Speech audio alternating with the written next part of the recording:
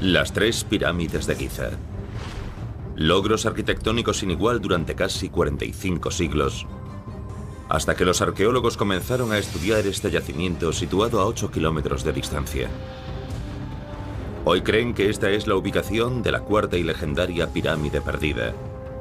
Una pirámide que fue antaño más alta y grandiosa que todas las demás. Esta pirámide podría ser la más interesante de todas. Según la leyenda, fue construida por un faraón renegado que bañó de sangre su camino hacia el poder y después fue arrasada por la familia del mismo faraón. Se cree que los crímenes que cometió fueron tan atroces que su propio hermano trató de destruir su alma. Asesinato, incesto, megalomanía, conflictos familiares.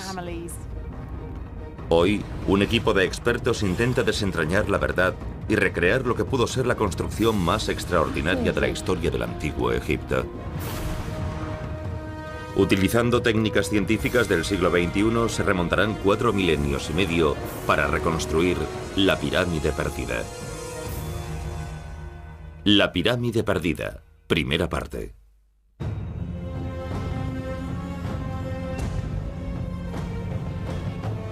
Egipto alberga grandiosas maravillas de la antigüedad.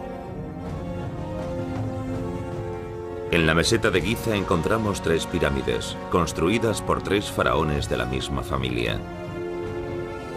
Padre, hijo y nieto. Khufu, Khafra y Menkaura. Ellos formaron la cuarta dinastía egipcia, una dinastía sin igual. Durante 150 años fueron la familia más poderosa de la historia, la gloria de Egipto, la gloria del antiguo Egipto. En mi opinión, esta fue la edad de oro.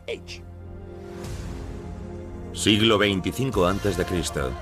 Egipto es la civilización más avanzada del planeta y la pirámide es el símbolo máximo del poder de un faraón.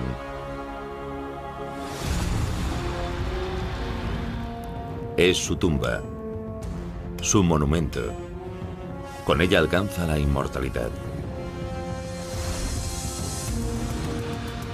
La construcción de las pirámides demuestra tal precisión y dominio técnico que aún hoy intentamos comprender la forma en que fueron diseñadas.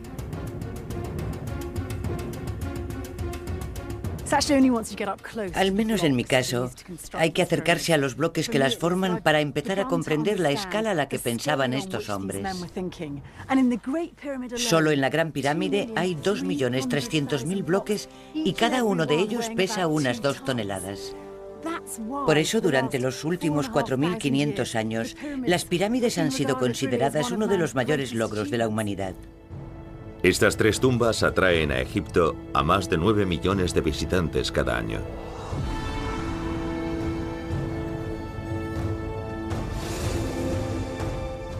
Pero a solo 8 kilómetros de distancia, en un lugar llamado Abu Roash, se están realizando excavaciones en las ruinas de lo que podría ser una cuarta pirámide perdida.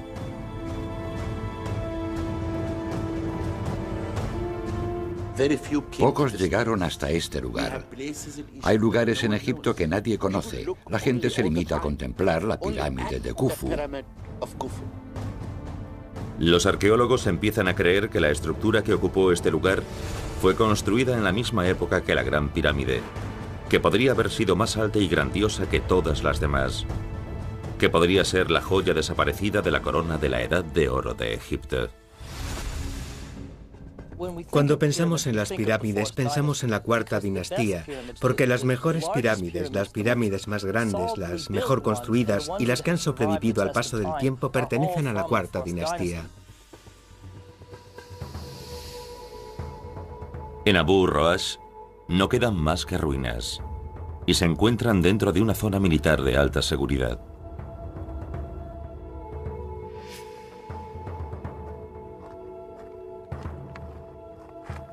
El doctor en arqueología, Michael Balogia, es una de las pocas personas a las que se permite el acceso. Supo de la existencia de estas ruinas en 1995 y desde entonces ha dedicado su vida a desentrañar sus secretos. No había demasiada información procedente de la historia antigua. Por lo que decidí que seguramente era necesario contar con una nueva teoría, una idea nueva, y el primer paso fue, por supuesto, la excavación de la zona. Rodeadas de secreto y seguridad, estas delicadas excavaciones comenzaron hace más de una década. Hoy, el doctor Zahi Hawash, director del Consejo Supremo de Antigüedades de Egipto, ha permitido a un equipo de expertos entrar en el yacimiento y examinarlo por sí mismos.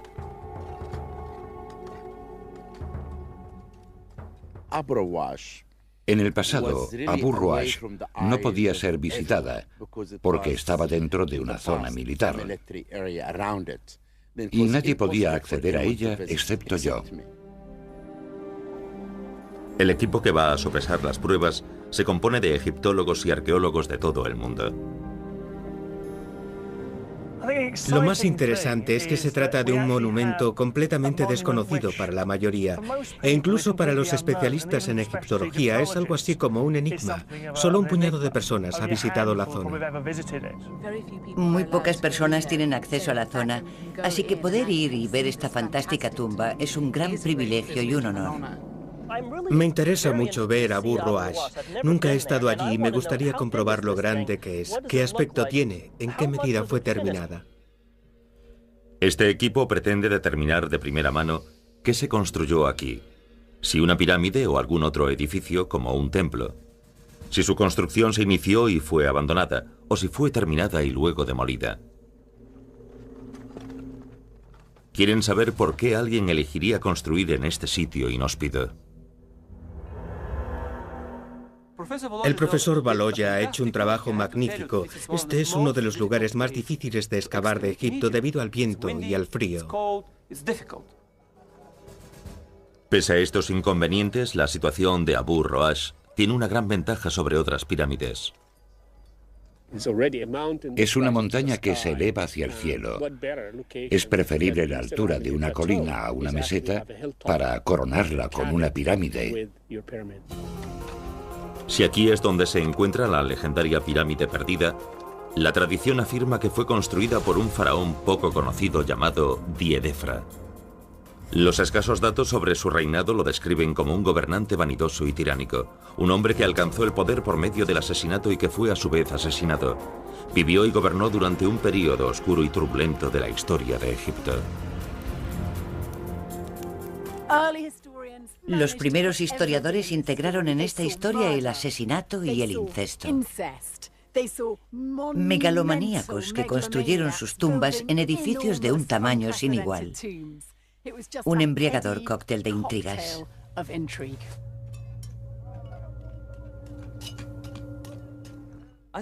Creo que esta investigación de la pirámide perdida de Diedefra es un ejemplo fascinante de lo que aún queda por descubrir sobre Egipto.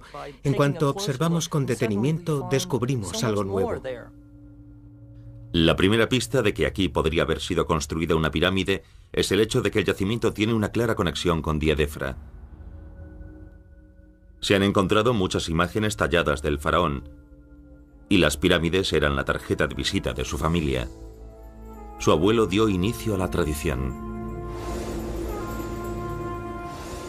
32 kilómetros al sur del yacimiento, en Dashur, se encuentran dos edificaciones únicas. Marcan el inicio de un monumental plan de construcción. La pirámide acodada y la pirámide roja fueron construidas por orden del abuelo de Diedefra, Seneferu. Para construirlas utilizó más piedras traídas de canteras que cualquier otro faraón egipcio. Una vez finalizadas, hacia el año 2589 a.C., fueron las edificaciones más altas sobre la tierra. Después, el hijo y sucesor de Seneferu, Khufu, intentó superarlas, construyendo la pirámide más grande de todos los tiempos.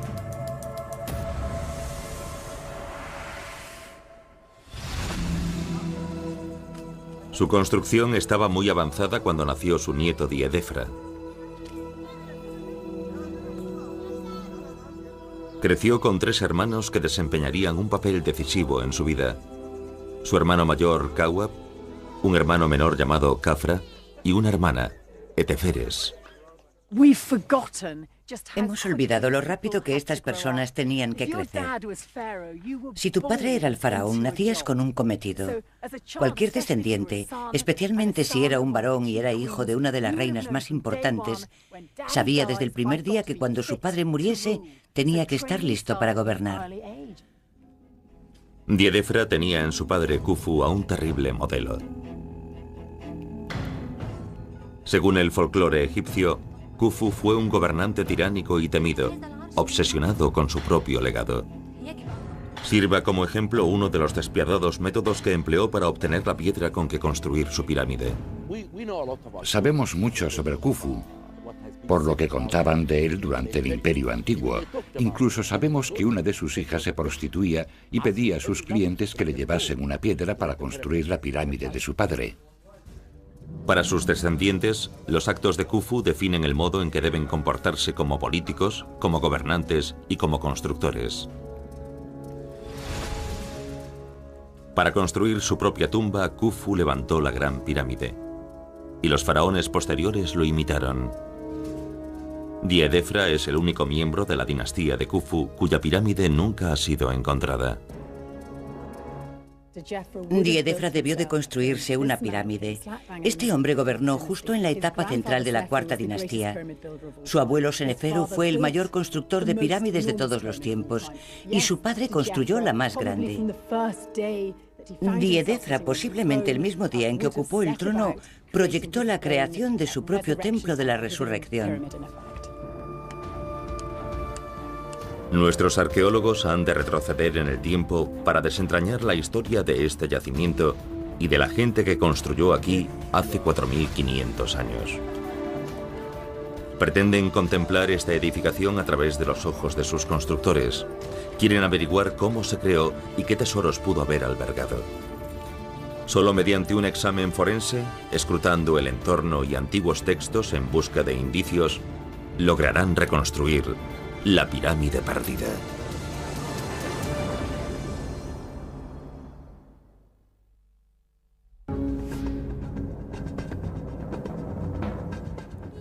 Estas podrían ser las ruinas de la mayor maravilla del antiguo Egipto, la legendaria Cuarta Pirámide.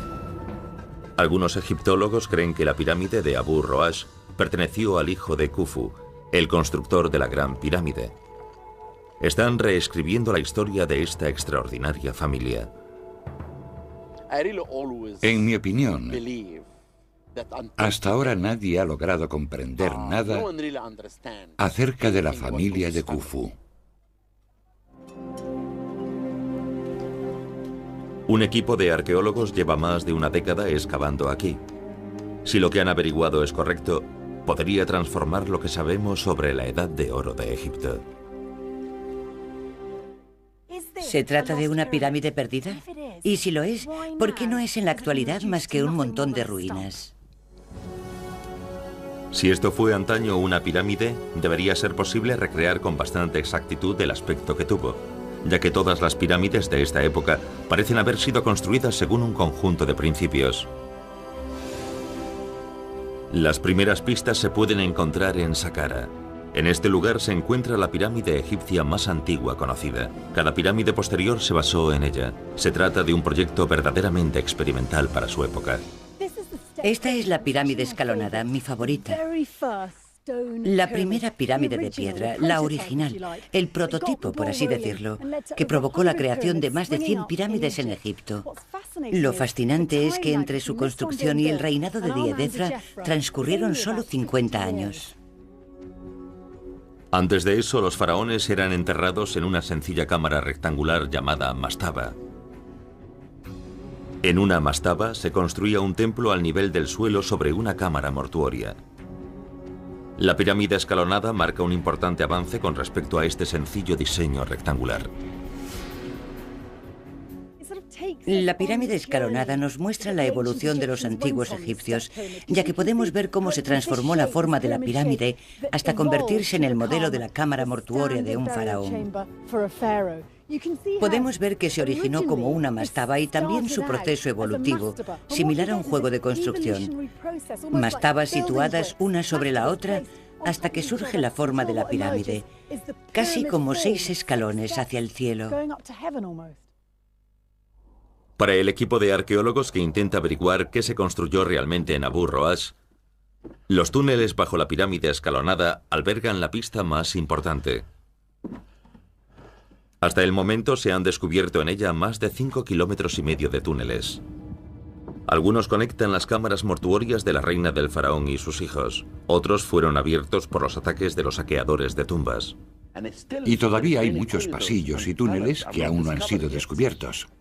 La propia existencia de estos túneles nos dice algo importante sobre la esencia de una pirámide. Son de hecho los pasillos de un palacio. Más que una tumba, este era el hogar del faraón en la otra vida. Diseñó la pirámide como un palacio, pero lo más importante es que su cámara mortuoria es como el dormitorio de este palacio. La cámara mortuoria se encuentra justo bajo la cúspide de la pirámide. Aunque ha sufrido algunos desprendimientos, su techo sigue elevándose más de 30 metros sobre el lugar en que descansa el sarcófago del rey. Nos encontramos en la cámara mortuoria más sorprendente jamás construida, donde el rey Djeser, o Zoser, segundo rey de la tercera dinastía, fue enterrado en este sarcófago hace 5.000 años. Se puede ver cómo fue construido bajo la pirámide y también dentro de la pirámide. Todas las pirámides del Imperio Antiguo, Abu Roash, Giza y Saqqara, todas ellas comparten algo. Contienen túneles, pasillos y grandes cámaras. Si observamos esta gran cámara, es similar a Abu Roash, una cámara de gran altura que se adentra en la subestructura de la pirámide, lo que nos muestra que se basaban en la misma idea.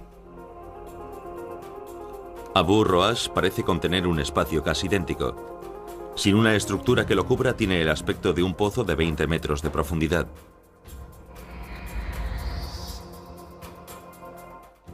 Esto es en realidad un pasillo para realizar obras, y donde se ven los puntos de apoyo, esos salientes, es el lugar donde habría estado el granito que delimitaba el pasillo. Durante su construcción, se accedía a la cámara a través de unos anchos túneles que se reducían una vez concluido el trabajo.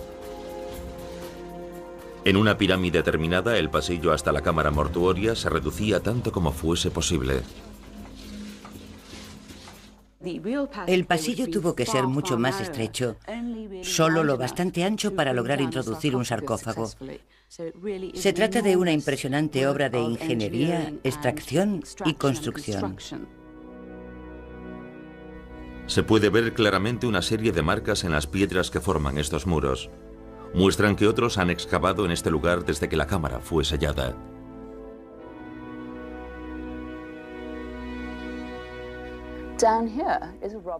Un ladrón cavó un túnel que probablemente llegaba hasta aquí.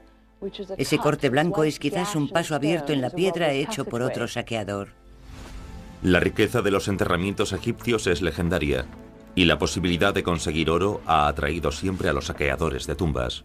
Querían entrar en la cámara mortuoria porque pensaban que estaba repleta de objetos valiosos. Buscaban oro y joyas y se abrieron paso por aquí. Para excavar a mano un túnel como este se necesitarían semanas, y los ladrones de tumbas trabajaban a ciegas. No disponían de mapas ni planos, se limitaban a escoger un lugar prometedor del yacimiento y comenzaban a excavar. Los arqueólogos tienen pruebas de que eso es lo que ocurrió aquí. Aquí los saqueadores cometieron un error. Siguieron descendiendo más y más y probablemente perdieron una semana o dos de trabajo. Alguien tuvo que enfadarse mucho, ya que no consiguieron dar con la zona de la cámara mortuoria. Pero el hecho de que los ladrones se tomasen la molestia de excavar, junto con el túnel de acceso de los trabajadores, son pruebas fehacientes de que se trataba de una cámara mortuoria. Si así fue, habría tenido sus propias medidas de seguridad. En Giza, en la Gran Pirámide, es posible hacerse una idea de cómo podrían haber sido protegidos los tesoros de Abu Roash. La primera línea de defensa consiste simplemente en ocultar la entrada. Los 4 lados parecen idénticos, por lo tanto, para encontrar la pequeña entrada habría que retirar cientos de bloques de piedra. Cada uno pesa más de 2 toneladas. Hasta el siglo IX no se conocía la entrada principal a la pirámide. No pudieron hallarla. El sueño de cualquier faraón era construir una cámara mortuoria segura en la que los saqueadores de tumbas no pudiesen entrar. Aún así, no resultaría sencillo impedir que alguien intentase robar las riquezas de un rey. Al igual que en Abu Roash, estas piedras muestran indicios de esos intentos, pese a la presencia en estos muros de advertencias de protección mágica. Los constructores de tumbas confiaban también en una barrera bastante más sólida. Cualquier intruso que ascendiese por el pasillo hacia la cámara mortuoria encontraría su camino bloqueado por losas del material más duro que los egipcios podían trabajar: el granito. Bajaron los bloques de granito hasta este lugar. Aquí hay uno. Aquí un segundo bloque. Y un tercero aquí, que sellaban la tumba del rey para la eternidad. Pero en la práctica, ni siquiera esto daba resultado. Claro que no. Todas las pirámides fueron saqueadas. Al igual que en la Gran Pirámide, en Abu Roash, hay también grandes bloques de granito que aparentemente funcionaban como barreras. Parece que no sirvieron más que para retrasar a los decididos ladrones que simplemente excavaron en torno a ellas. Excavaron la piedra caliza, que ofrece mucha menos resistencia, en paralelo al pasillo, evitando el granito y descendiendo después para enfrentarse a él solo una vez. De hecho, seguramente lo evitaron por completo, cavando un túnel por debajo. Todas las pistas indican que esta era la cámara funeraria de Diedefra y que fue saqueada hace mucho tiempo. Nada queda de lo que había aquí, fuese lo que fuese. Esto demuestra que Diedefra fue enterrado aquí con todos sus adornos funerarios, porque de lo contrario, ¿por qué intentar robar una tumba vacía? Cada vez son más las pruebas que apoyan la teoría de que estas ruinas son los restos de una pirámide.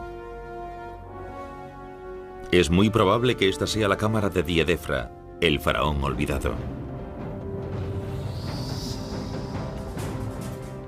Pero quedan muchas cosas por explicar.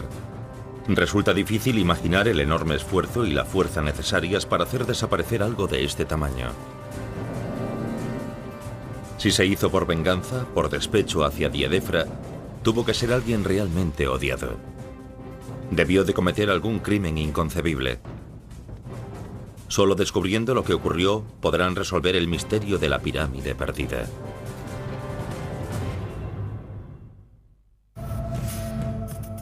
Abu Roash, una desolada colina a solo 8 kilómetros de El Cairo y de las grandes pirámides de la meseta de Giza. Un lugar sumido en el misterio. Un equipo de arqueólogos intenta averiguar si este es realmente el lugar donde construyó la pirámide más alta de Egipto un faraón renegado. Un hombre que, según se cree, fue borrado de la historia por su propia familia.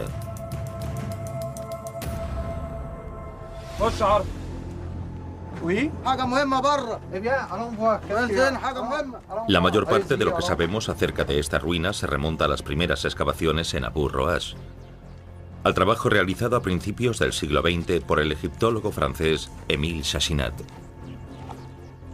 Chassinat fue el primer hombre de la Edad Moderna que contempló el rostro del faraón Diedefra, el rey olvidado de la cuarta dinastía egipcia, el hijo de Khufu, constructor de la Gran Pirámide. Para nosotros es muy importante averiguar lo que ocurrió en este lugar hace 4.500 años. Este rey era un misterio. No sabemos nada sobre él. La excavación de Chassinat descubrió por primera vez el nombre de Diedefra. Los textos antiguos aportan escasos datos acerca de Diedefra, solo que gobernó durante 8 años. Pero en sus excavaciones, Chassinat descubrió más y más imágenes del faraón, todas rotas. Poco a poco comienza a sospechar que son pistas sobre un oscuro secreto de la Edad de Oro de Egipto. Lo que encontró: estatuas dañadas, completamente destrozadas, estatuas de sus hijos, 3 estatuas de Diedéfra destruidas por completo. Según la tradición del antiguo Egipto, una estatua real es como un ser vivo. El espíritu del fallecido mora en su estatua, por lo que destruyendo sus estatuas se puede destruir literalmente su existencia, su otra vida por toda la eternidad. Se nos puede convertir en un no ser, no solo en la tierra, sino en la otra vida y por toda la eternidad. Por tanto, profanar una estatua equivale a maldecir la figura que representa. Se trata de un ataque contra el alma. No son solo objetos decorativos o conmemorativos. Su función es apoyar el culto al rey. Si acabas con sus estatuas de culto, dejan de cumplir su función, y entonces ya nadie alimenta el espíritu de Diedéfra, por lo que morirá de nuevo en el más allá. Es la muerte definitiva. Los arqueólogos están convencidos de que la destrucción de las estatuas ha de ser un castigo por algún horrible crimen. Alguien intentó condenar a Diedéfra a un olvido eterno.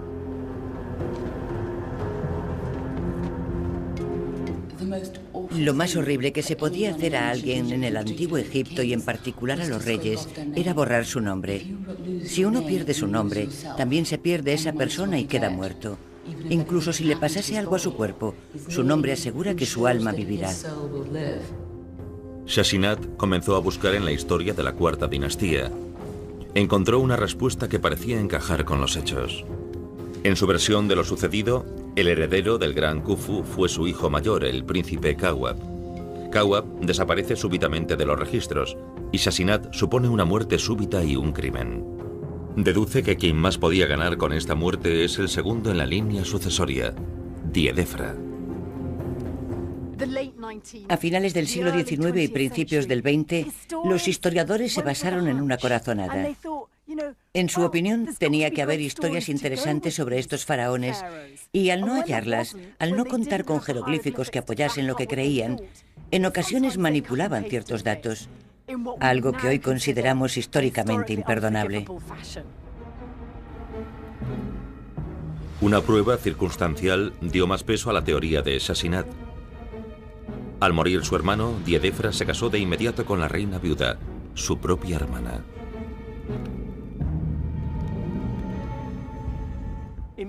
Emil Shashinat tomó esta idea y construyó una historia policial. Diedéfra mató al sucesor legítimo, se hizo con el poder y abandonó Giza. Según esta teoría, cuando Diedéfra comienza a construir en Abu Roash, es asimismo asesinado por su hermanastro. Este hermano restablece el orden mediante la construcción de su pirámide en Giza, junto a la de su padre, y se venga de un modo terrible de Diedéfra, destruyendo su nombre, su imagen y su alma. Toda esta historia surge de las deducciones de Shashinat. Descubrió estas estatuas rotas y se dijo: «Ah, sí, quizá Diedéfra se convirtió en rey después de asesinar a su hermano mayor, Kawab, pero él mismo perdió el poder, tal vez por un golpe de estado dirigido por Khafra, su hermano menor.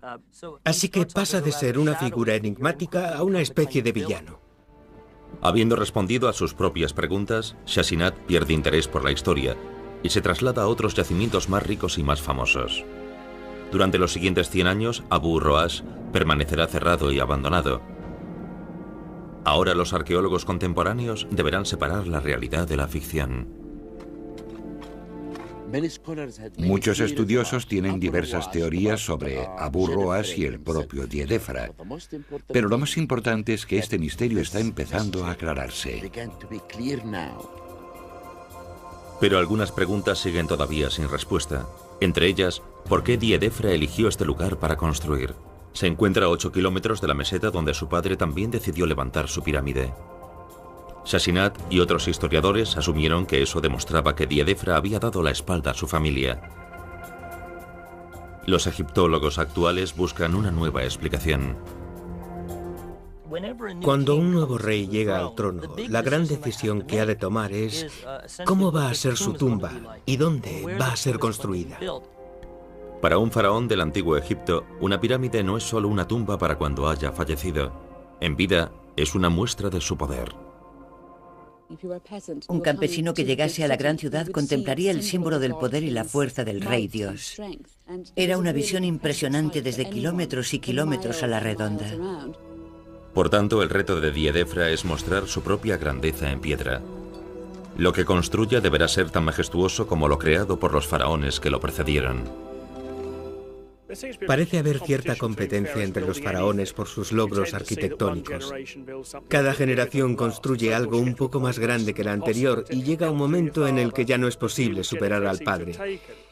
Diedefra no optó por superarlo en tamaño, sino en calidad y emplazamiento. Ubicación, ubicación, ubicación. Algunos expertos creen que escogió construir sobre una colina por una razón muy simple y práctica. Si llega al trono a los 20 o 25 años, alcanza los 30 y espera vivir hasta los 35 o con suerte los 45, probablemente sea ya un poco mayor para pensar en construir una pirámide muy, muy grande. Construir en Abu Roash es un atajo. La base de su pirámide estará ya situada a más de 120 metros sobre la meseta. Parte con ventaja antes de colocar siquiera el primer bloque. Un miembro del equipo no está de acuerdo con esta teoría, basándose en que la elevación del terreno lo convierte en la ubicación perfecta para un tipo de construcción totalmente diferente. Este es el punto más elevado de Egipto. Desde este lugar podían alcanzar el sol. Y por eso construyó aquí, para poder alcanzar el sol y rendirle culto. Ya que Diedefra fue el primer rey de Egipto que dijo de sí mismo: "Yo soy el hijo de Ra". En mi opinión, es un argumento crucial para afirmar que este monumento es un templo solar. Los templos solares de Egipto, similares a las pirámides, son enormes edificios monumentales. Es posible que se trate de los restos de uno de los primeros, pues eran muy comunes en el siglo posterior al reinado de Diedefra. Los demás expertos se enfrentan al reto de encontrar pruebas fehacientes de que esto era una pirámide, la tumba de Diedefra, y no algún otro tipo de edificio. Cuando las obtengan, podrán comenzar a recrear una de las mayores maravillas perdidas de Egipto.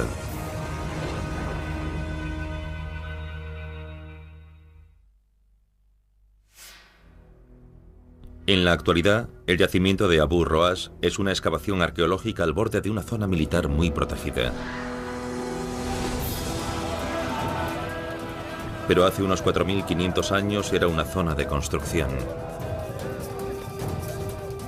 Bajo las órdenes del faraón Diedefra, cientos de trabajadores trasladaban piedras de 2 toneladas de peso, 400 metros, desde el fondo del valle hasta la cima de la colina. Los constructores de Diedefra se enfrentaban al reto de construir una estructura que, cuando estuviese terminada, superaría en altura cualquier otra en la historia de Egipto. El reto de los arqueólogos contemporáneos es determinar con exactitud qué era esta estructura y qué le ocurrió. Por el momento no son más que ruinas sobre la cima de una colina. Es muy difícil saber a qué edificio pertenecían en un principio, y los arqueólogos llevan años intentando averiguarlo. Era la primera vez en la historia de Egipto que se intentaba construir algo de esta magnitud sobre una colina. Los ingenieros se enfrentaban a una tarea sin precedentes que requería la utilización de ingentes recursos. Hay que tener en cuenta que una pirámide no es solo un montón de piedras situado en medio del desierto. Forma parte de un conjunto arquitectónico, administrativo y económico más amplio. Junto al complejo de la pirámide se encontraría una ciudad de la pirámide. Las viviendas de los trabajadores, talleres, dormitorios, graneros, almacenes, todo tipo de edificios distintos que formarían, de hecho, una pequeña ciudad. Cuanto más sepa el equipo acerca de esta operación logística, mejor podrá comprender la verdadera naturaleza y la magnitud de lo que se construyó aquí. Para considerar este yacimiento una pirámide habría que contar con ciertos rasgos esenciales. De hallarlos habríamos avanzado algo. Afirmaríamos que en este lugar hubo antaño una pirámide. La cartografía por satélite indica la existencia de una calzada elevada artificial. Se trata de una rampa gigante con 2 posibles funciones. Podría ser el camino por el que el faraón comenzaba su viaje hacia el más allá. Pero antes de eso, era la ruta principal por la que las piedras llegaban al lugar. Al observar un mapa del satélite, podemos ver aquí una pendiente muy empinada. De hecho, si avanzásemos solo unos cientos de metros hacia aquí, llegaríamos al borde de un precipicio. Los ingenieros egipcios sabían por experiencia que una pendiente superior al 7% era demasiado inclinada para sus equipos de transporte. Pero los lados de esta colina son casi el doble de inclinadas. Lo que hicieron fue poner en práctica la mejor alternativa. Construyeron una calzada elevada con una inclinación menos pronunciada hasta el valle, bordeando el límite de esta gran pendiente. Los antepasados de Diedefra conferían un importante significado religioso a la forma en que se construía una calzada elevada. Según la tradición, debía ir de este a oeste siguiendo la ruta del sol. Los egipcios orientaban sus pirámides según los puntos cardinales y, por supuesto, el oeste era significativo porque allí muere el sol y era donde uno debía ser enterrado para poder renacer en el este. La calzada elevada que se construyó aquí medía más de 1,5 kilómetros. Es con mucho la más larga jamás descubierta del antiguo Egipto.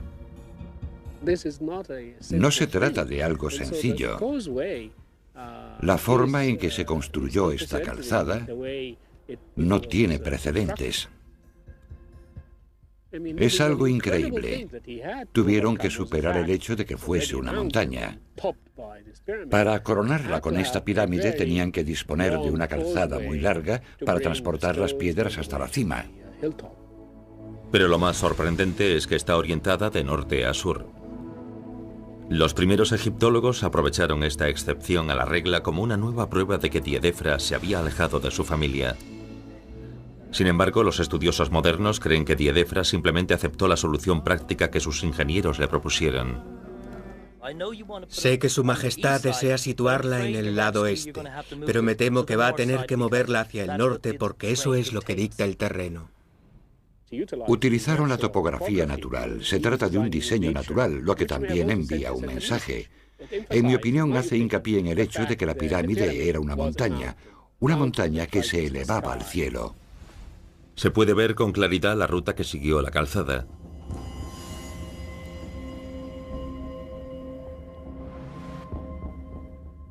Si la seguimos por el terreno, conduce a una cantera que sigue todavía en uso después de 4.500 años.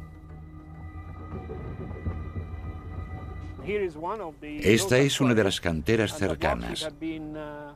Los bloques habrían sido cortados aquí y luego transportados hasta las caras de la pirámide, allá arriba. Los cálculos sugieren que en el transcurso del proyecto de construcción de Diedefra se extrajeron de aquí unas 325.000 toneladas de piedra caliza. De esta zona se extrajeron y tallaron muchas piedras, las suficientes para completar la pirámide, sin duda. Pero muchos de los bloques no son de piedra caliza y no proceden de las cercanías. Un porcentaje significativo es de granito y solo pueden haber sido transportadas desde muy lejos. El granito de Egipto procede de las canteras de Asuán, a casi 1.000 kilómetros de distancia. Los faraones lo transportaban por el río Nilo utilizando grandes barcazas. Esta operación solo podía realizarse durante las crecidas del Nilo, cuando el río alcanzaba varios kilómetros de ancho, ampliando su trayecto hacia el mar.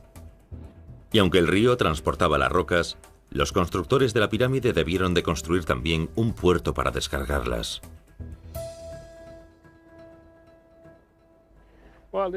Resulta muy emocionante, ya que este parece ser el lugar donde estaba el puerto, muy cerca de la entrada a la depresión que se encontraba al final de la calzada.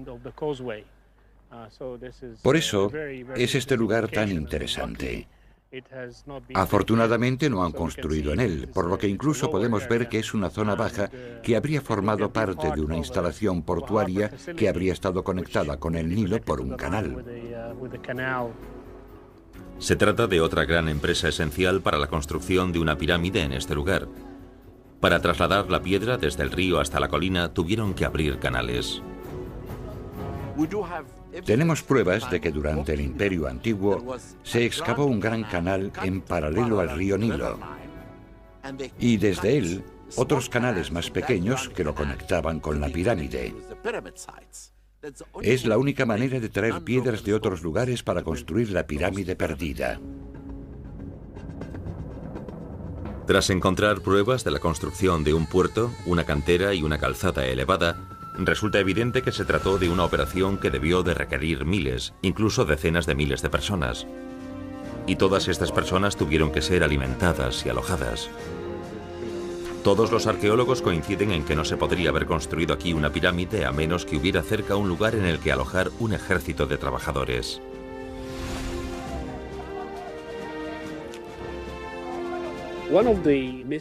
Uno de los misterios es el paradero de la aldea o el pueblo de los trabajadores, que tuvo que albergar a miles de personas que trabajaban en este proyecto. Ignoramos el paradero de estos elementos de la pirámide que tienen que haber existido. Varios estudios e investigaciones han señalado la ubicación más probable del campamento de los trabajadores. Esta es la actual Abu Roas. Eso significa que este lugar posiblemente tenga 45 siglos de antigüedad. Aunque todo rastro de ella está enterrado fuera del alcance de los arqueólogos, pueden recrear fielmente qué aspecto tuvo, regresando de nuevo a las excavaciones que rodean las pirámides de la meseta de Giza. Este campamento albergó a quienes construyeron la Gran Pirámide, solo una generación antes de Diedefra. Abarcaba más de 15 hectáreas y disponía de dormitorios para 6.000 personas.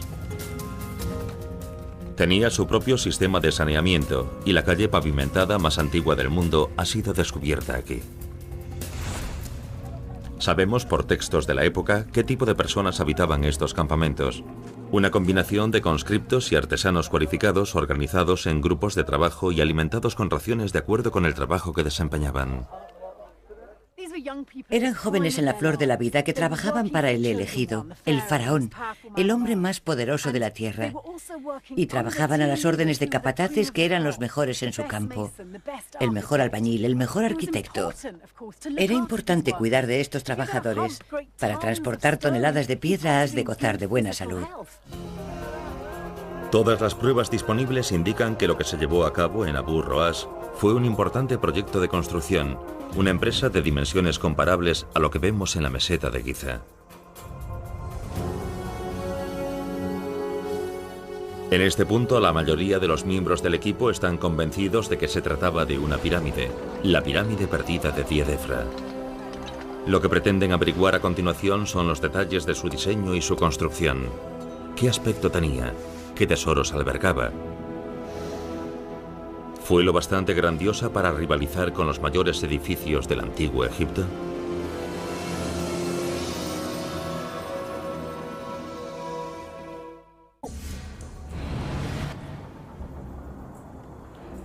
Ocho kilómetros al norte de la meseta de Giza, los extraordinarios descubrimientos de una década de excavaciones están siendo revelados al mundo.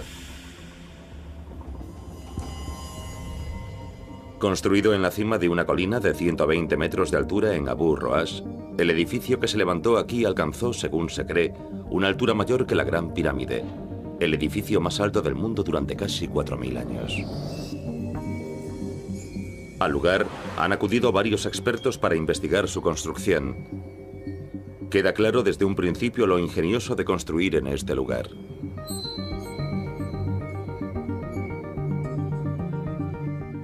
Si cuentas con la elevación de una colina natural de forma cónica, resulta obvio construir una pirámide en torno a ella, pues ya tienes más del 40% del trabajo hecho. Gracias a este afloramiento rocoso, la pirámide cuenta con unos cimientos y una estructura interna prefabricados por la naturaleza. Quizá fue una de las razones que permitieron a Diedefra confiar en que podría terminar su tarea, ya que parte del trabajo ya estaba hecho. Un práctico atajo que, sin embargo, también plantea otros problemas. Los trabajadores pronto se dan cuenta de que la colina de piedra alrededor de la cual construyen no es lo bastante resistente para soportar el edificio que pretenden levantar en la cima. Superan el problema con una solución de vanguardia del siglo XXV a.C. Aplican tonelada tras tonelada de un revestimiento formado por yeso, arena y agua. el material más parecido al hormigón del que disponían los egipcios.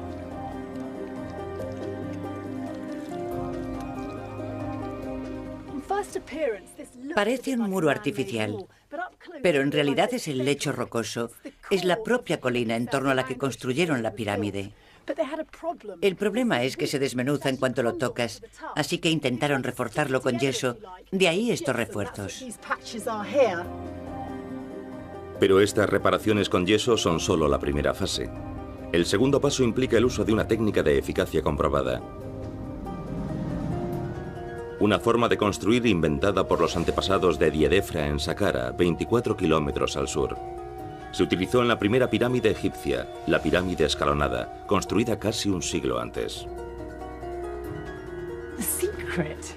¿Por qué la pirámide escalonada ha resistido también el paso del tiempo y ha conservado su forma? Su secreto reside en estas enormes losas de mampostería. Descubrimos que están inclinadas hacia adentro y hacia abajo, hacia el centro de la pirámide.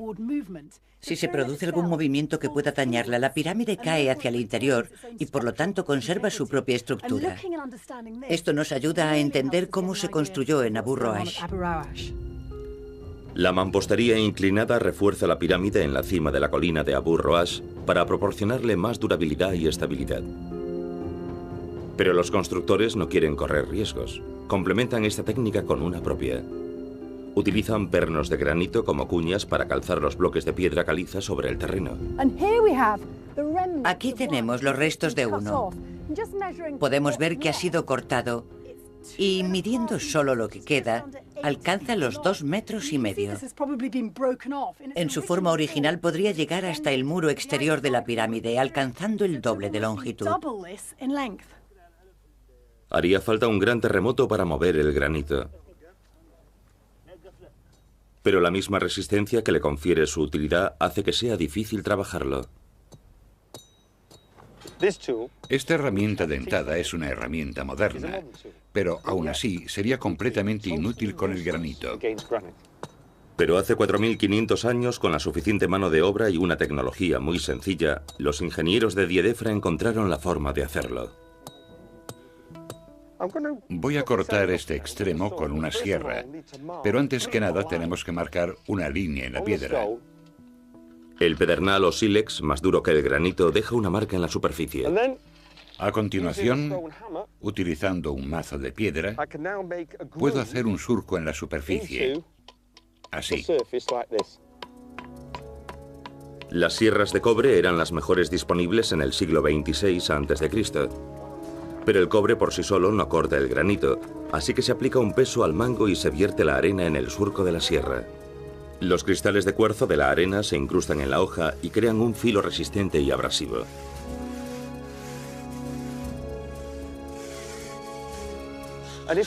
Y si se hace miles, millones de veces, se irá abriendo paso poco a poco. Solo se necesita tiempo. 2 hombres durante 5 días con una sierra para cortar cada bloque de 3 metros. Esta tarea requiere una enorme cantidad de mano de obra, pero en este lugar hay mucho más granito del necesario para construir únicamente pernos o cuñas. Por lo tanto, esta piedra tuvo que ser usada para otra cosa. El equipo ha llegado a la conclusión de que esta piedra pesada y difícil de trabajar fue utilizada a una escala sin precedentes en una hazaña calculadamente audaz. Cuando llegas aquí te das cuenta de que hay grandes rocas de granito esparcidas como cascotes, muy diferentes a otras. Apreciamos sus vetas rosadas características y si dejo caer agua sobre su superficie polvorienta, vemos el aspecto que tenía antaño, cómo brillaba bajo la luz del sol y también lo liso que es. Esto no es un fragmento de un perno de refuerzo, fue pulido para recubrir la pirámide. Una cubierta de granito en lugar de la piedra caliza local tenía sin duda que destacar. Transportado y tallado sin reparar en gastos y pulido para que brillase bajo el sol. Un símbolo evidente de riqueza, estatus y poder. Teniendo en cuenta lo costoso que era, la cantidad de mano de obra que requería, la distancia desde la que se traía y lo complicado que era conseguir este material, utilizar gran cantidad de granito en una pirámide representaba lo mismo que chaparla en oro. Otros siguieron los pasos de Diedefra.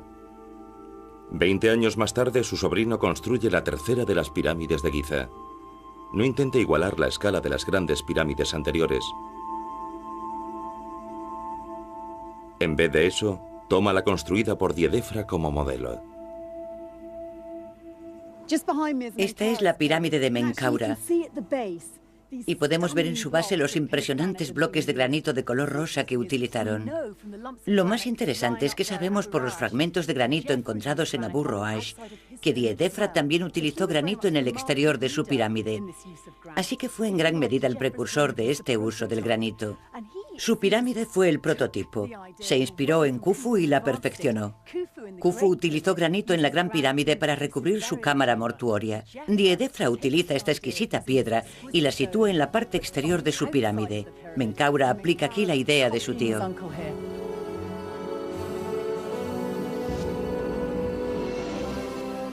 Khufu casi no utiliza el granito en la construcción de su pirámide. El material que escoge es la piedra caliza, y dado que se puede obtener en las cercanías, eso le permite construir a lo grande. Diedefra aplica un concepto diferente. El uso del granito le hace que su pirámide destaque por otro motivo, y lo que es más, la hará más resistente. Quiere que su recuerdo le sobreviva, supere y brille más que el de cualquier otro faraón.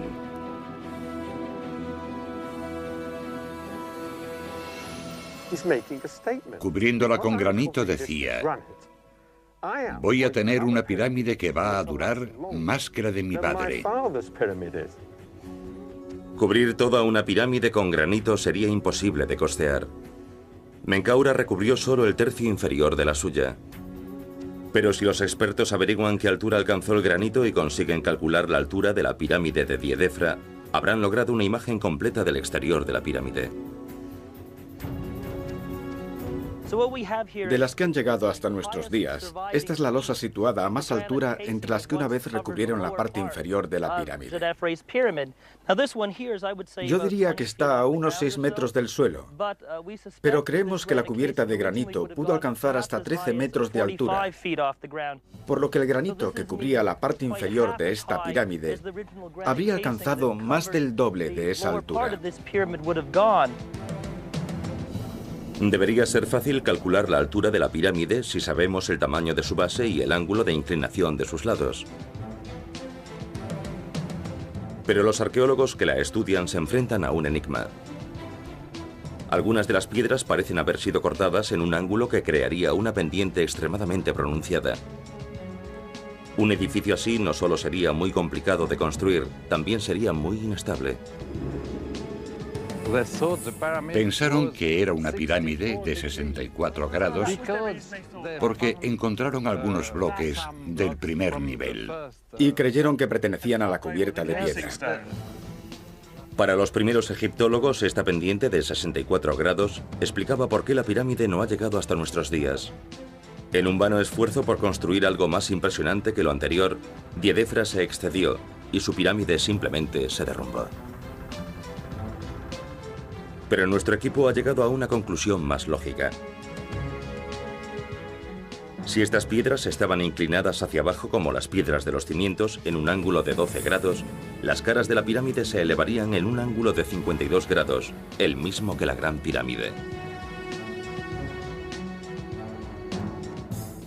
Por lo tanto, tenemos los 64 grados, restamos los 12 grados de los cimientos y obtenemos una inclinación de 52 grados hasta la cúspide. Exacto. Trabajando sobre esta base es posible calcular la altura de la pirámide. Se eleva a 67 metros sobre la colina.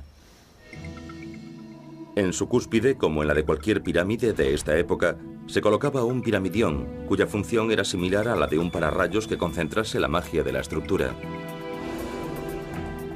En el yacimiento de la pirámide roja de Dashur han reconstruido uno de estos objetos.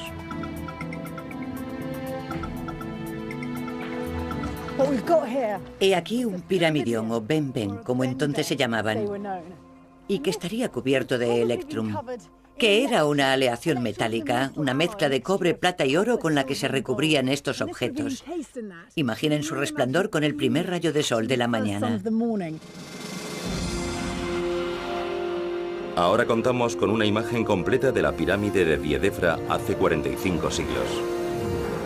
Mide 68 metros de altura, sobre una colina de 120 metros de alto. Una cúspide de brillante electrum, caras de piedra caliza blanca y lisa, y en su base una franja de 12 metros de alto de granito de Asuán pulido. La pirámide de Djedefra está a la altura de los demás hitos de la Edad de Oro de Egipto. Para los arqueólogos que la estudian, eso significa que hemos de reconsiderar el modo en que su faraón ha pasado a la historia. La pirámide de Djedefra no fue un fracaso, como la gente piensa. Fue un verdadero éxito.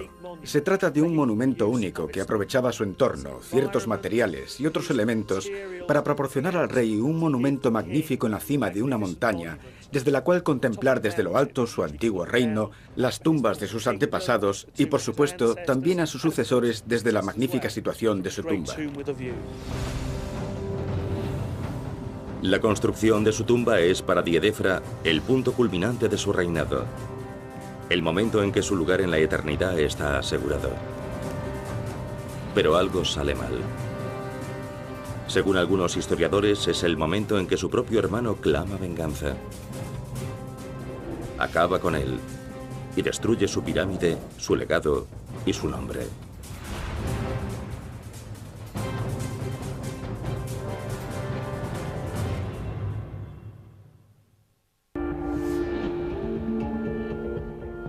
Ocho kilómetros al norte de las pirámides de Giza, un equipo de arqueólogos investiga la que, por lo que ahora saben, podría ser la pirámide más alta de Egipto. Han identificado a su constructor, Djedefra, un faraón de la cuarta dinastía, la familia responsable del mayor proyecto arquitectónico de Egipto. Ahora intentan averiguar la razón de su destrucción. Algunos historiadores imaginaron en el pasado una sucesión de acontecimientos. Djedefra comete algún crimen imperdonable contra su familia y en venganza lo matan y destruyen su tumba. Esta teoría se basa en las numerosas estatuas rotas descubiertas en el yacimiento y el concepto del antiguo Egipto, según el cual dañar una estatua maldice el alma del retratado. Basándose en los hallazgos realizados a principios del siglo XX, estos historiadores imaginaron una situación dramática. Imaginaron al rey Djedefra como un renegado con instinto asesino que mató a su hermano y que se casó con su esposa para poder subir al trono. Tras un breve y desastroso reinado, fue asesinado por su hermano menor, el príncipe Khafra. A continuación, Khafra alcanza la gloria construyendo la segunda pirámide y, según pensaban, la Esfinge de Giza.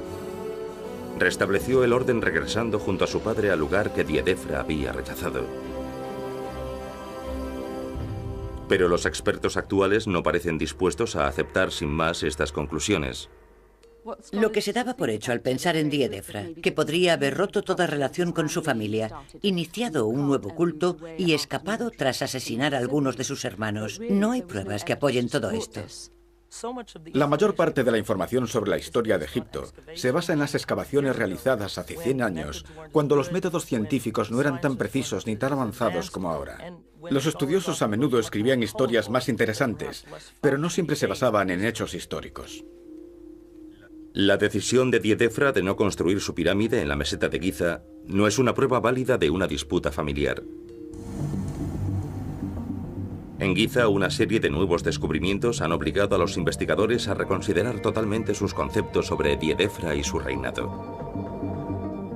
Basile Dobrev es el director del Instituto Francés de El Cairo. Su innovadora investigación comienza a ofrecer una versión alternativa de los acontecimientos. Sus pruebas se basan en 20 años de estudio sobre el rostro más famoso de la antigüedad, la Esfinge. Mi interés por la Esfinge se remonta a mi doctorado sobre los reyes de la cuarta dinastía. La Esfinge es la estatua más grande construida durante ese periodo, así que tuve que estudiarla muy a fondo. Desde hace tiempo se consideraba que la imagen de la Esfinge es la de Khafra, el hermano menor que supuestamente restableció el orden al regresar a Giza y construir aquí su pirámide. Pero solo con observar el rostro de la esfinge y su nemes, su tocado, Dobrev se dio cuenta de que algo no encajaba. El problema es que Khafra aparece representado en muchas estatuas y en ellas aparece con barba. Para empezar, la esfinge no tiene barba. Y el nemes de Khafra no tiene pliegues, mientras que el de la esfinge sí los tiene. Por lo tanto, ¿por qué iba Khafra a representarse en la mayor de sus estatuas con rasgos inusuales? A continuación, otros estudios realizados en la meseta de Giza mostraron una nueva contradicción en esta historia. Khafra comienza a construir su pirámide tan pronto como llega al poder. Pero la calzada que conecta su pirámide con su templo evita la esfinge. Eso significa que la esfinge ya se encontraba ahí. Cuando Khafra construyó los templos de su pirámide y la calzada, ya existía la esfinge, ya que tuvo que evitarla.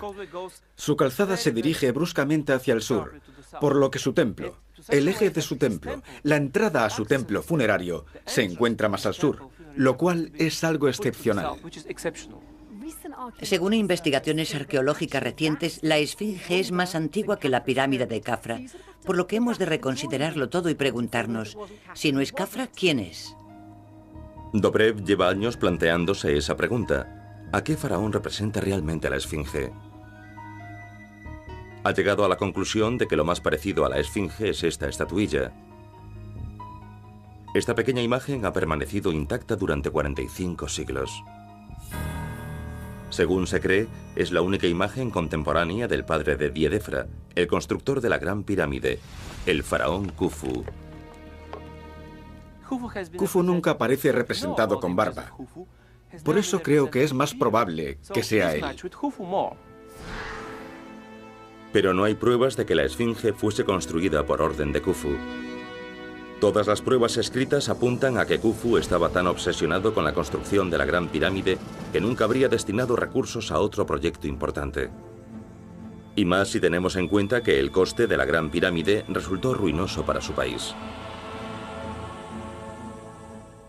Tuvo una gran repercusión en la economía del antiguo Egipto y en toda la infraestructura que lo sustentaba en esa época. Khufu la construyó concentrando mano de obra, materiales y recursos hasta el punto de que Herodoto, el llamado padre de la historia, afirmó algo tan poco probable como que Khufu necesitaba dinero tan desesperadamente que hizo que sus propias hijas se prostituyesen.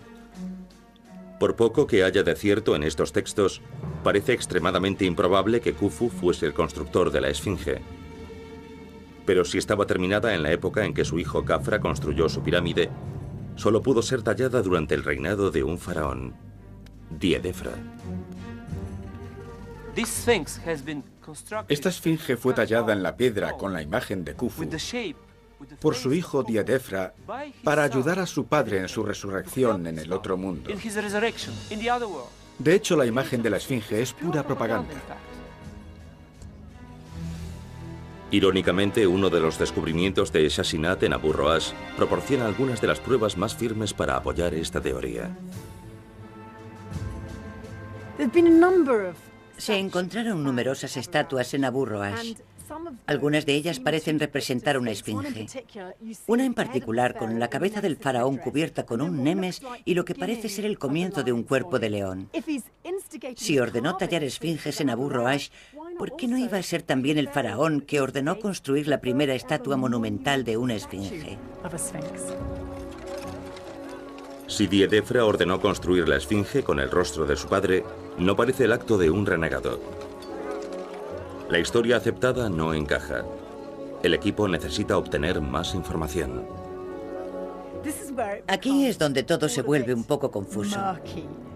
Tenemos que jugar un poco a los detectives. Podría haber un par de razones por las cuales Diedefra decidió representar a su padre en el rostro de la esfinge. Una podría ser que asesinó al heredero legítimo al trono y quería desesperadamente legitimar su propia estirpe. La otra es que él fuese el sucesor legítimo y natural de Khufu, ya que su hermano Khawak había muerto, y por tanto es natural que quisiese representar a su padre para honrar el recuerdo de este gran hombre, Khufu. Esta teoría alternativa obliga a reescribir la historia y cambiar nuestra imagen de Diedefra como un hombre que se alejó de su propia familia. Pero para que llegue a ser algo más que una teoría, Nuestros expertos necesitan pruebas. Las buscarán en las antiguas tumbas de la ciudad de los muertos. Se adentrarán en la gran necrópolis de Giza.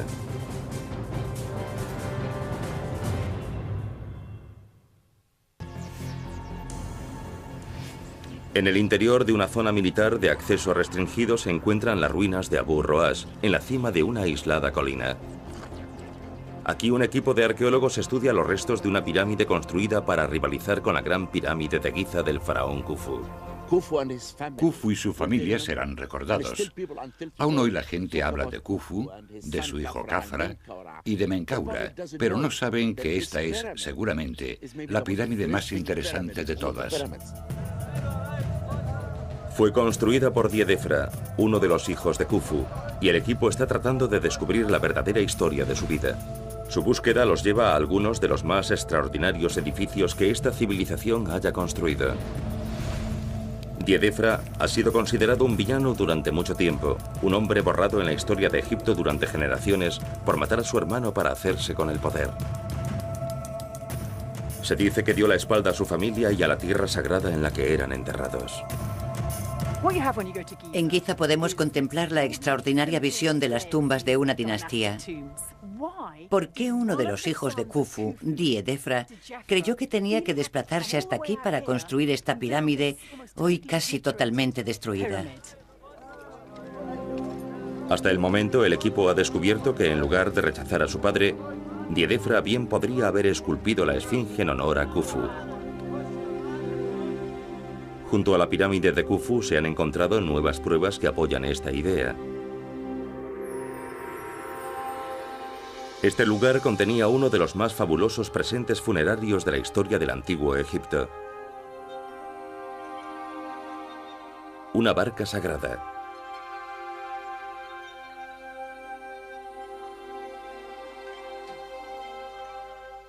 Se trata de un presente funerario que denota una riqueza y un prestigio enormes, pero es más que eso.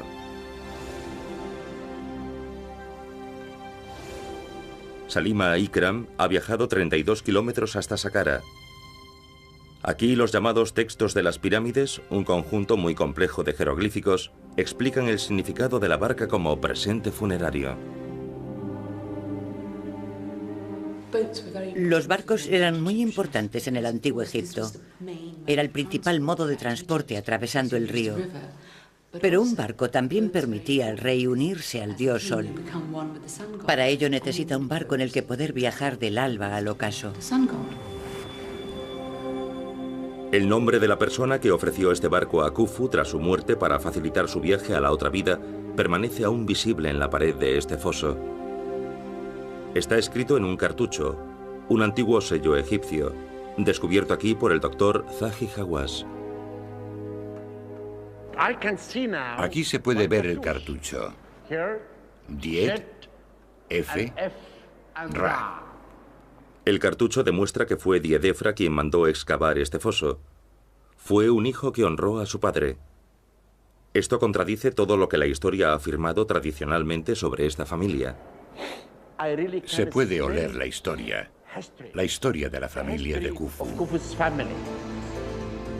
La presencia de esta marca en el foso de la barca es la prueba definitiva de que Diedefra no abandonó intencionadamente Giza, ni tampoco a su padre. Cuando Khufu murió, Diedefra quiso decir a todos: yo soy su hijo. Yo soy el rey después de Khufu. Por esa razón, hizo depositar el cuerpo de su padre dentro de la pirámide, esa barca, e incluso sus cartuchos, para decirnos que todo estaba bien.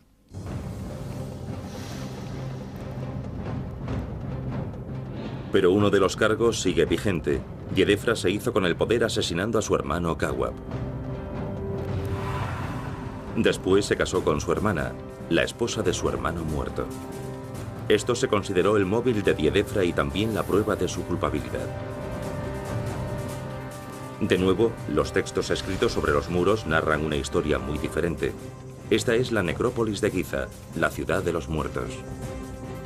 Aquí los egiptólogos han encontrado el nombre de Diedefra escrito con honores bajo las órdenes de una mujer que la historia retrata como su enemiga irreconciliable. Ese es el cartucho de Diedefra. ¿Es este su jeroglífico? Sí, exacto. Fascinante. En otras palabras, ¿aparece en la pared de la tumba de Meresang? Exacto, y solo en este lugar. Era hija de Kawak, el hijo y heredero de Khufu, que debía heredar el trono pero nunca lo hizo. Muchos afirman que Diedefra tuvo que asesinar a Kawak para poder convertirse en el faraón. Si así fue, ¿por qué iba la hija de Kawak a honrar a su tío renegado en la pared de su tumba? Simplemente no tiene sentido. No existen pruebas irrefutables para afirmar que Diedefra fuese el asesino de Kawak. Su matrimonio incestuoso con Eteferes, aunque resultase sorprendente a aquellos historiadores, está considerado una práctica habitual de la realeza de la época. Por tanto, la explicación más extendida sobre la destrucción de la pirámide perdida no encaja. No conocemos ningún motivo por el que la familia de Diedefra pudiese querer derribarla. Está claro que Diedefra fue un buen hijo porque, de lo contrario, ¿qué sentido tiene la ofrenda de la barca y por qué iba a permanecer su nombre intacto en estas grandes losas de piedra? Nada apunta a que el reinado de Diedefra fuese la época turbulenta descrita por los primeros egiptólogos. Pero su reinado no fue fácil. Cualquier faraón, si pretende alcanzar la eternidad, ha de actuar rápido desde el mismo instante de su coronación. Los faraones tenían que comenzar la construcción de su edificio para la otra vida en cuanto se convertían en reyes. Diedefra sabía que tenía el tiempo en su contra. Los expertos siguen sin ponerse de acuerdo sobre cuánto tiempo se tarda en construir una pirámide, pero sabemos que comenzó a construir en Abu Roash tan pronto como llegó al poder. El grafiti que se ha descubierto en el interior de la pirámide del primer año del reinado de Diedefra demuestra que él inició la construcción justo después de subir al trono. Comenzó a construirla durante su primer año como rey. Y esta es la otra solución posible al enigma de la desaparición de la pirámide perdida. ¿Y si no fue destruida, sino que no fue terminada? Siempre se había pensado que el reinado de Diedefra fue breve, pues llegó al trono siendo un anciano según el baremo de Egipto. La mayoría morían a una edad más que temprana, 30 o 35 años de media. Los que pertenecían a la élite estaban mejor alimentados, podrían alcanzar los 40 o 45 años. Tradicionalmente, los historiadores han confiado en un antiguo texto jeroglífico, la lista de reyes de Turín, que afirma que el reinado de Diedefra duró solo 8 años. Pero este texto fue compilado 3 siglos después de su muerte, y hay buenas razones para dudar de su exactitud. Por un lado, un cartucho en el foso de la barca que contradice totalmente este dato, pues lo data en el 11º censo del reinado de Diedefra. Hoy disponemos de pruebas que afirman que su reinado no duró 8 años, sino aproximadamente 23. Está ampliamente aceptado que los censos se llevan a cabo cada 2 años. Esta inscripción indica que el reinado de Diedefra duró al menos 2 décadas. Tuvo tiempo para realizar su tarea. En mi opinión, los egipcios podían construir estos monumentos en mucho menos tiempo de lo que pensamos. Tal vez en solo 15 años. No hay razón para pensar que Diedefra no pudiese haber construido su pirámide, si no por completo, sí en gran parte.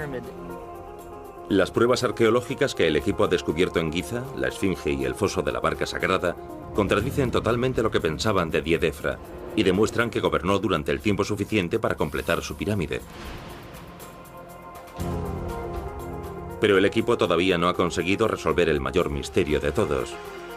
¿Cómo es posible que las 3 pirámides de Giza hayan sobrevivido 45 siglos y la 4ª pirámide, la de Abu Roash, haya desaparecido?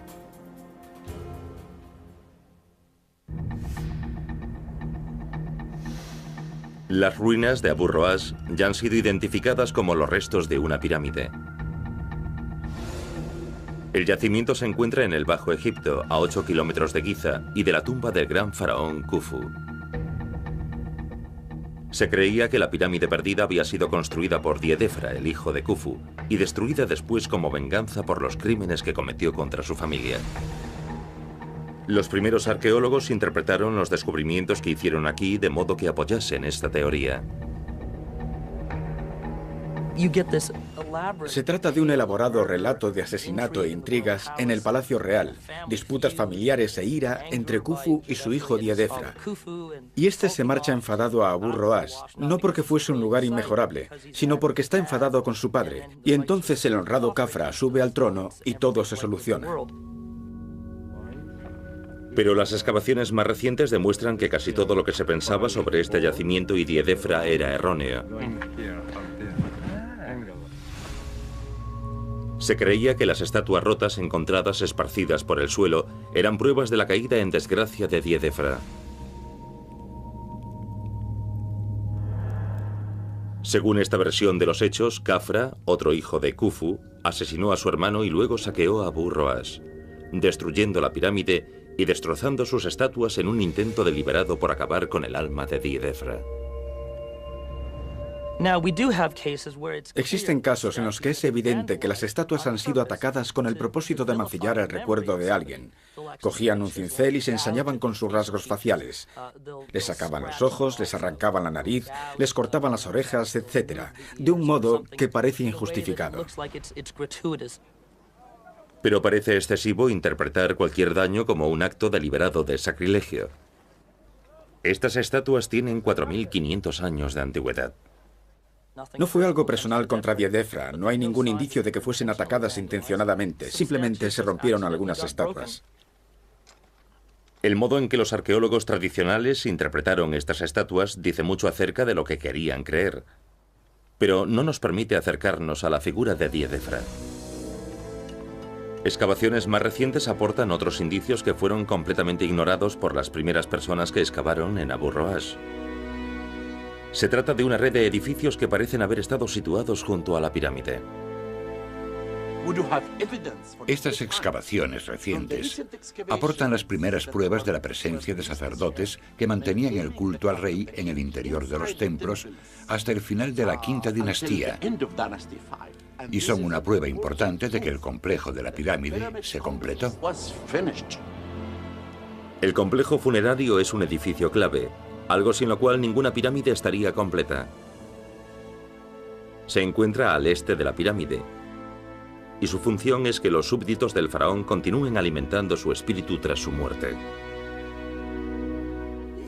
Según la perspectiva egipcia, es absolutamente esencial que el rey disponga de un complejo funerario plenamente funcional para permitir que su alma, su espíritu, sea alimentado y atendido por el sacerdote que se encargará de su culto en el más allá. Básicamente, este lugar puede interconectar este universo y el mundo de los fallecidos. Al morir, el faraón se convierte en un dios. Un templo funerario se construye para que el sacerdote de su culto pueda adorarlo. Una investigación realizada cerca del templo de Abu Roas sugiere que el culto a Diedefra era a la vez poderoso y ferviente. Aquí se han encontrado varios cientos de miles de estos objetos. Están por todo el yacimiento, pero la mayor parte fueron descubiertos junto a la calzada y los muros del templo. Reunían pequeñas ofrendas de todo tipo: incienso, trozos de fruta o de pan, y las traían al templo y las dejaban en el suelo. Es evidente que fue enterrado aquí, porque el culto a Diedefra se prolongó durante mucho tiempo. Lo consideraban el patrón de esta zona.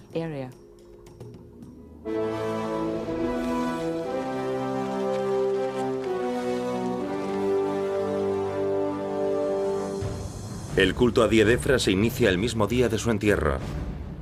Utilizan una simple caja de madera para transportar su cuerpo momificado por el estrecho pasaje hasta la cámara donde se encuentra su sarcófago.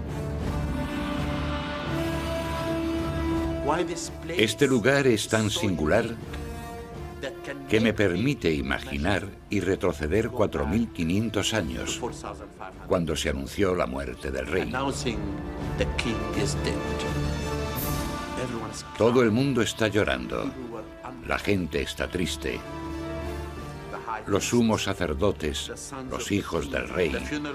El cortejo fúnebre va a traer el ataúd y descienden el ataúd cuidadosamente por el corredor. Lo traen aquí e introducen el ataúd en el sarcófago. Y en ese momento el hijo del rey dice a los sirvientes: sellad la entrada.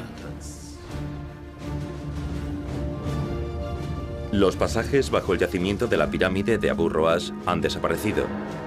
Pero es posible imaginar cómo pudo ser ese último trayecto viajando hacia el sur hasta Dashur, donde se encuentra la llamada pirámide acodada.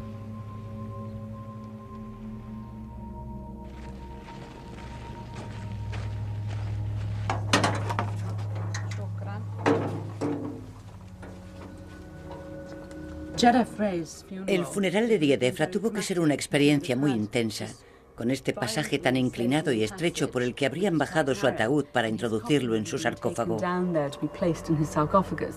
Con sacerdotes cantando y orando, incienso, personas vertiendo aceite y después la complicada tarea de bajar el ataúd con el rey en su interior por este corredor tan inclinado. Para los sacerdotes, tuvo que ser una situación terrible intentar bajar el ataúd por un corredor tan inclinado y resbaladizo, guardando el respeto al rey, y a continuación inclinarse aún más en señal de respeto. El paso al otro mundo comienza en total oscuridad.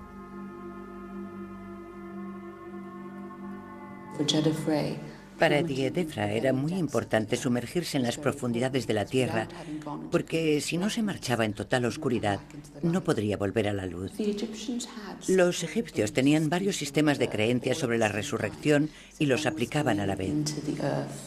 Uno consistía en adentrarse en la tierra, otro en unirse a los dioses y a la estrella polar, y el tercero era, por supuesto, ser uno con el dios Sol. Los sacerdotes de Diedefra creen que su espíritu, liberado de la tierra, se elevará hacia la luz y pasará a formar parte del sol. Diedefra es el primer rey que incorpora el nombre del dios Sol, Ra, a su propio nombre, y también es el primer rey que se considera a sí mismo directamente el hijo del dios Sol. Diedefra creó un vínculo que perdurará hasta mucho después de su muerte y de que el gobierno de su familia haya terminado.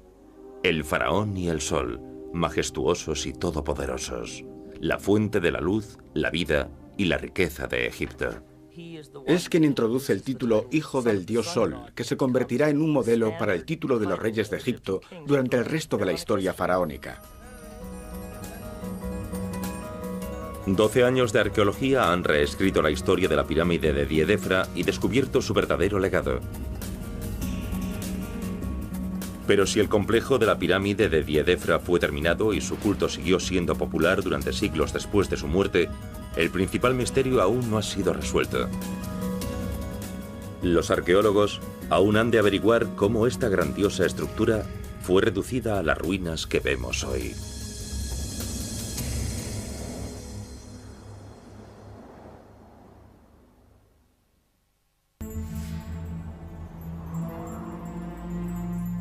El faraón Diedefra termina su pirámide. Es adorado como una poderosa deidad. Después de él, todos los faraones se harán llamar hijos del dios Sol. No solo es el constructor de la Esfinge, la estatua más famosa y admirada de la antigüedad. Además, con su tumba en Abu Roash conforma un ideal. Un ejemplo perfecto de lo que debe ser una pirámide.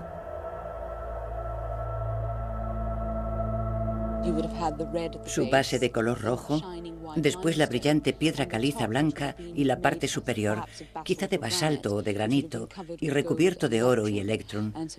3 colores con un intenso poder simbólico. Al construir sobre una colina, los ingenieros de Diedefra logran una importante victoria para su señor, pues consiguieron una pirámide que superaba ligeramente en altura a la gran pirámide de Giza. Es una asombrosa hazaña de ingeniería. Solo llevaban unos 50 años construyendo pirámides. Aún estaban comenzando a desarrollar sus conocimientos. Y sin embargo, la Gran Pirámide de Giza y la Pirámide de Abu Roash son prácticamente idénticas con respecto al nivel del mar. Una línea trazada entre sus dos ápices marca el límite norte de la zona en que se encuentran estas pirámides. En menos de un siglo se construirán más de 100 estructuras similares entre este lugar al norte y Dashur. Ahora sabemos que la pirámide de Djedefra se mantuvo en pie, finalizada y activa como un importante lugar de culto hasta mucho tiempo después de la muerte del faraón. Su pirámide fue probablemente mucho más impresionante de lo que pensamos. La antigua teoría de que no fue más que un misterioso malvado con una pirámide hecha a pedazos que había que olvidar, sencillamente no fue así. Los arqueólogos han ido despojando capa tras capa de su mito para descubrir la verdadera historia de este lugar y el hombre responsable de su construcción. Pero aún han de averiguar qué ocurrió finalmente. ¿Por qué su magnífica pirámide fue reducida a escombros? Un sencillo objeto que se encuentra en un almacén en Giza podría responder a esa pregunta. Contamos con este maravilloso mazo realizado a partir de un fragmento de madera noble. Es un ejemplo típico del tipo de herramientas utilizadas en el Egipto faraónico, aunque irónicamente, según el Dr. Baloya, no se utilizó para construir la pirámide de Djedefra, sino para destruirla. Data del período romano y fue utilizado por los albañiles que llegaron para desmantelar la pirámide, con el fin de reutilizar sus bloques. Una respuesta sorprendentemente sencilla para una pregunta planteada hace muchos años. 25 siglos después de que la pirámide fuese terminada, los romanos invaden Egipto bajo el mando del gran general Julio César.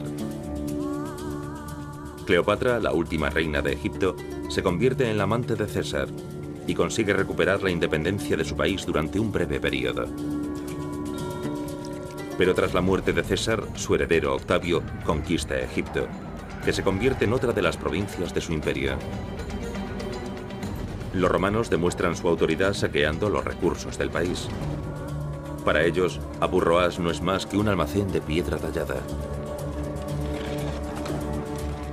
Pero es tan grande que, tras varias décadas, los romanos no consiguen llevárselas todas. Los comerciantes locales se ocuparán de este trabajo hasta mediados del siglo XIX. Extraen lo que queda y lo venden en los mercados de El Cairo. Hay pruebas de que, a comienzos del siglo XX, se produjo una operación comercial a gran escala con 300 camellos cada día. La destrucción de esta pirámide no se produjo durante el reinado de Djedefra, sino más tarde. Todos los días se extraían de aquí piedras para construir casas y tumbas en el Egipto moderno. Eso fue lo que destruyó esta pirámide. A finales del siglo XIX, los últimos bloques de piedra se convirtieron en parte de esta ciudad moderna de rápido crecimiento. Pocos años más tarde, el arqueólogo francés Émile Chassinat comienza la primera excavación y crea toda una historia basada en un malentendido. Llega a la conclusión de que las piedras fueron robadas miles de años antes por la vengativa familia de un rey malvado. Así nació este mito. Pero la labor de los arqueólogos contemporáneos ha sacado a la luz la verdad de la historia de la Edad de Oro de Egipto y su principal dinastía. Uno de los puntos principales de mi investigación es devolver a Djedefra a la historia. Nosotros lo sacamos de ella en los años 30 del siglo pasado y espero que en este siglo podamos volverlo a poner en su lugar y mostrar que fue un rey verdaderamente importante. Djedefra fue uno de los grandes constructores de pirámides. Estos edificios siguen sobrecogiendo a todos los que llegan a la antigua tierra de los faraones. Es fácil olvidar que todas ellas surgen de la ambición de una sola familia. En mi opinión, la cuarta dinastía es la dinastía más importante de la historia. El número de piedras que se trasladaron podría equivaler a la cantidad que se ha trasladado en toda la historia de Egipto. Diedefra fue el único miembro de su familia que fue calumniado o ignorado. Como hijo del poderoso y despiadado Khufu, sube al trono tras la muerte de su hermano y gobierna durante más de 2 décadas. Prácticamente sin pruebas es considerado un traidor y un asesino. Pero la verdad revelada por las excavaciones de Abu Roash describe a un hombre muy diferente. Se trata de alguien venerado en vida y tras su muerte por su decisión y conciencia de sus deberes. Fue el artífice de una empresa arquitectónica tan ambiciosa como cualquiera emprendida por un faraón.